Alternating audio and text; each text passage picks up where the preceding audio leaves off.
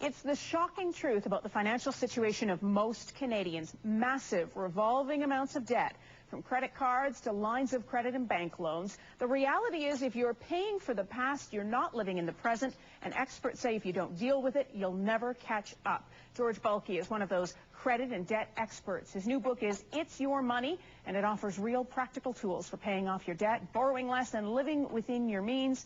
Hi, George. Happy Friday. Thank you. Oh, it will be once I've learned all the tips you've got in your book. Okay. The ugly truth is most people don't want to talk about how much debt or credit card debt they have or how much debt they're carrying. So once you get to the point of talking about it, let's say you're willing to face it, what's the first thing you should do? Well, first thing to learn is those 4 important words. I can't afford it.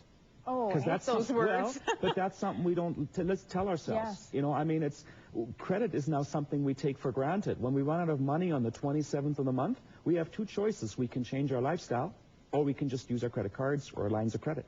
Okay, so once you've decided you can't afford it and you've got all this debt and you've got to pay it off, is the first thing to determine how much debt you have? Well, debt always translates to monthly payments, doesn't it? Right. I mean, that's what kills our lifestyle. That's what makes us just want to stay at home. We really live on $200, $300, $400 a month, one we're done with rent, mortgage payments, car payments, and those kind of things. And that's a radical alteration in lifestyle. So first thing to do is to try to figure out which payments can be reduced and which can be paid off, because it's a matter of creating breathing room, isn't it? Right. You want to have that extra space. Okay.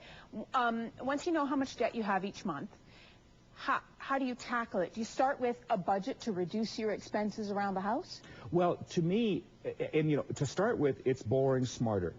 Like when you're in a hole, stop digging.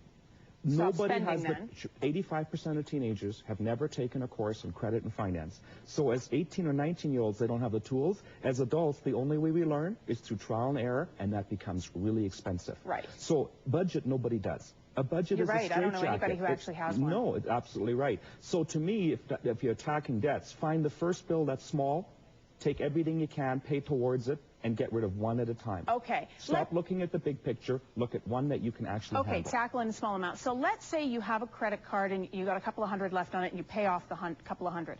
Should you close out that account? Well, nobody needs to have 5 or 6 credit cards. I mean, the moment department stores started taking Visa and MasterCard, why does anybody still need to have a department store card other than chasing those points? So if you're paying off a card that's 25, 26%, cut it up.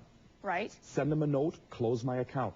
Does this adversely affect your credit rating? The credit rating stays for 7 years, whether it's good or bad. A good credit rating is having one decent major credit card and probably a car loan or a line of credit that most of us have. That's a good credit. Having too many cards is bad? Exactly. Once you get past 3 or 4, it starts negatively affecting your credit rating. Okay. Let's talk about these don't pay for 6 months or no interest for a year.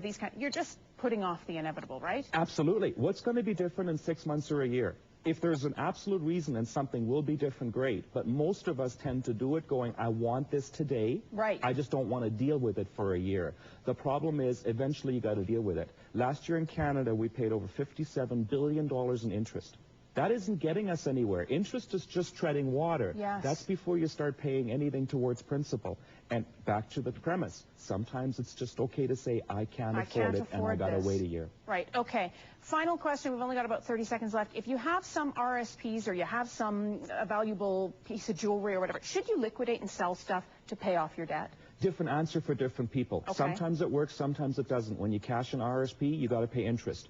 You got to pay taxes. Right. If, in fact, that's going to gain you some breathing room and take those monthly payments away in your stress level, sometimes it's well worth it. And then you'll be able to recontribute once you've got that breathing room. Sometimes taking a step back is well worth it. Okay. Lots of these tools, budget checklists, those kind of things. Have a look at the website. It's called yourmoneybook.com. Okay. Lots of those you can just download and get those tools right off the site. All right, and I know there's some worksheets in the back of the book as well. Exactly. Mortgage checklist, budget checklist, credit bureau, how to get access to your report, those kind of things. It's inspirational, George. Thanks for coming in. You've got us all on the right track, I hope. Thanks very much. Time will tell. Have a good weekend. Thank you. You too. George Bulkey is a debt expert and president of Vantage Financial Consulting. His book is It's Your Money.